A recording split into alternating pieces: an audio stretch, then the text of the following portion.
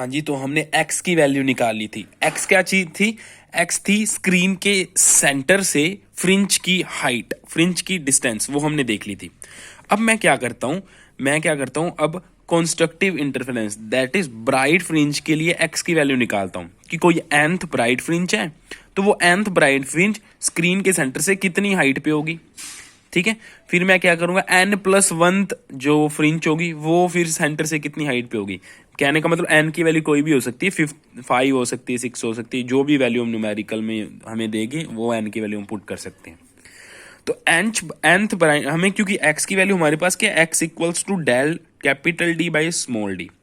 अब क्योंकि मैं nth ब्राइट फ्रिंज की बात कर रहा हूं तो हमें ब्राइट फ्रिंज के लिए कंडीशन यानी कि कॉन्स्ट्रक्टिव इंटरफेरेंस के लिए कंडीशन पाथ डिफरेंस की टर्म में पता ही है, वो क्या होती है, del equals to n lambda.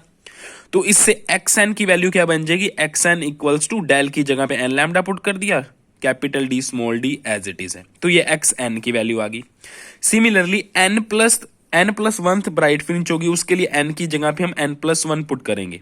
ठीक है, n+1 पुट करेंगे तो डेल की वैल्यू हमारे पास क्या बन जाएगी, n+1 लैम्डा, n+1 लैम्डा, और डेल की जगह पे जब ये पुट करेंगे तो n+1 lambda capital D small d as it is, तो एक्स n+1 मतलब n+1 ब्राइट फ्रिंज सेंटर से इतनी हाइट पे होगी। और हमें यह भी पता है कि दो ब्राइट फ्रिंचेस के बीच में हमेशा एक डार्क फ्रिंच होती है। मैंने आपको बताया था ना कल कि ऐसे मिलता है, पहले जैसे ये ब्राइट फ्रिंच मिल गई, फिर डार्क फ्रिंच मिल गई, फिर ऊपर ब्राइट फ्रिंच मिल गई, फिर यहाँ पे डार्क फ्रिंच मिल गई। अब मुझे ये पता है कि सपोज ये सेंटर था, ये nth ब्राइट फ्रिंच है इतनी हाइट पे और n+1 ब्राइट फ्रिंच है इतनी हाइट पे। ठीक है, तो मुझे पता है कि x ये है x n+1 और ये यहां तक ये वाली हाइट है xn। अगर मैं xn+1 से xn घटा दूं तो सिर्फ इतनी इतनी हाइट बच जाएगी, जो क्या होगी, डार्क फ्रिंज की विड्थ होगी। हमें ये पता ही है कि अल्टरनेटिवली मिलती थी ब्राइट फ्रिंज फिर डार्क फ्रिंज फिर ब्राइट फ्रिंज फिर डार्क फ्रिंज। ठीक है, तो इसका मतलब दो ब्राइट फ्रिंचेस के बीच में हमेशा क्या होती है, डार्क फ्रिंज होती है। तो मैं xn+1 से अगर xn को माइनस कर दूंगा तो बीच की विड्थ बचेगी, वो कौन सी विड्थ होगी, फिर वो डार्क फ्रिंज की विड्थ होगी।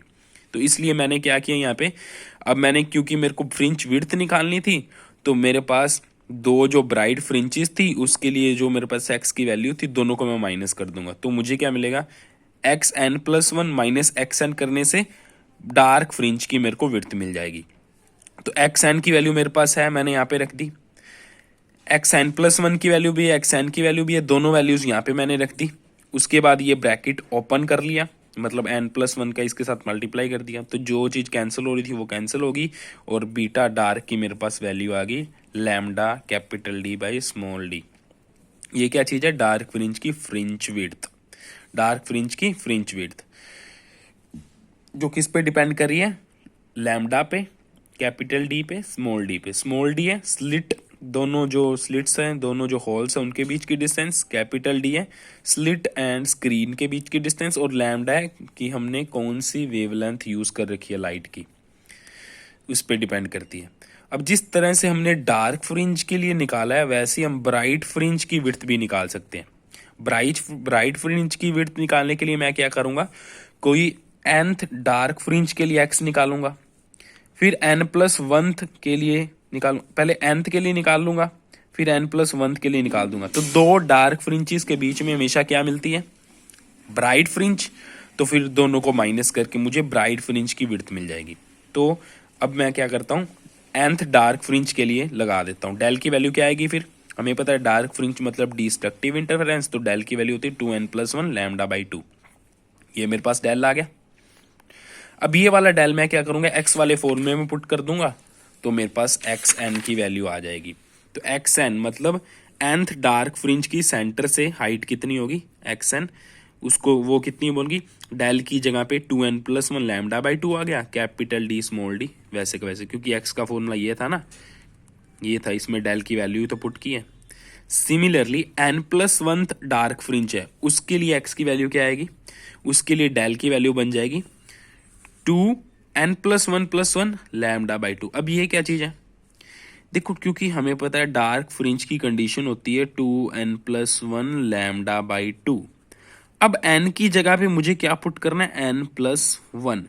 तो मैंने यही किया, n की जगह पे n+1 पुट कर दिया। तो ये क्या बनेगा, ये बनेगा 2 इंटू n की जगह पे n+1 +1 λ/2। फिर मैंने ये अंदर ब्रैकेट ओपन कर दिया, ये बन गया 2n+3 λ/2। अब ये वाली डेल की वैल्यू मैं x में पुट कर दूंगा, तो मेरे पास xn+1 मतलब n+1 फ्रिंज की हाइट सेंटर से कितनी है वो आ जाएगी।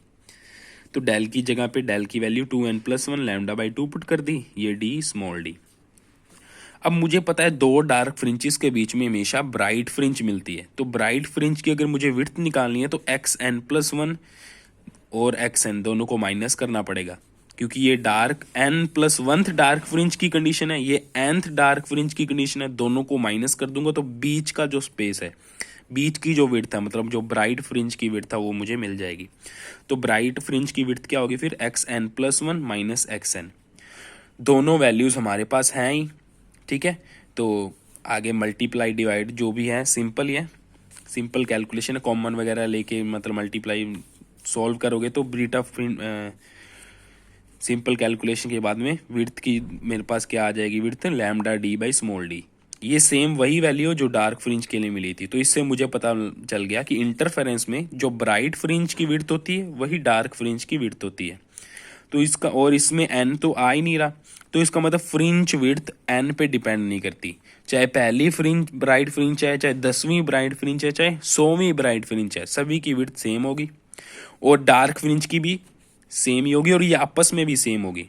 मतलब चाहे डार्क फ्रिंज है, चाहे ब्राइट फ्रिंज है, चाहे पहली फ्रिंज है, चाहे 100वीं फ्रिंज है, सभी की फ्रिंज विड्थ λ/d/d होगी, ठीक है। और इससे हमें यह भी पता लगता है कि जो फ्रिंज विड्थ है lambda capital D and small d पे डिपेंड करती है। तो अगर मुझे फ्रिंज विड्थ बढ़ानी है तो मैं क्या करूंगा, लैम्डा की वैल्यू बढ़ा सकता हूं तो फ्रिंज विड्थ बनेगी, या फिर कैपिटल D की वैल्यू बढ़ा सकता हूं, मतलब स्क्रीन को क्या कर सकता हूं, स्लिट से दूर रखूंगा तो भी फ्रिंज विड्थ बढ़ेगी। और दूसरा क्या कर सकता हूं, स्मॉल d की वैल्यू अगर मैं छोटी करूंगा तो बीटा की वैल्यू बढ़ेगी। मतलब जो दो हमारी स्लिट्स थी, दो होल थे, वो जितने ज्यादा पास होंगे फ्रिंज विड्थ उतनी ही ज्यादा हमें मिलेगी, ठीक है। और कभी कभी ये क्वेश्चन पूछ लेता है कि रेड लाइट के लिए आप wide young double slit experiment कर रहे हो और YDSC लिखते हैं, शॉर्टकट में लिखते हैं, पूरा नाम लिखा नहीं आएगा, YDSC कर रहे हैं। वॉयलेट लाइट के लिए YDSC कर रहे हैं, तो किसमें फ्रिंज विड्थ ज्यादा होगी। देखो हमें पता है, विबग्योर पता है ना हमें, विबग्योर ये लैम्डा की बढ़ती हुई टर्म्स में होता है। मतलब रेड कलर की लैम्डा वेवलेंथ सबसे ज्यादा होती है, वॉयलेट कलर की वेवलेंथ सबसे कम होती है। क्योंकि रेड कलर की वेवलेंथ सबसे ज्यादा है तो रेड कलर के लिए फ्रिंज विड्थ भी ज्यादा होगी, क्योंकि beta is directly proportional to lambda. Violet colour के लिए वेवलेंथ सबसे छोटी होती है इन 7 कलर्स में से, तो वॉयलेट कलर के लिए फ्रिंज विड्थ क्या होगी, सबसे पतली होगी, सबसे कमजोर होगी।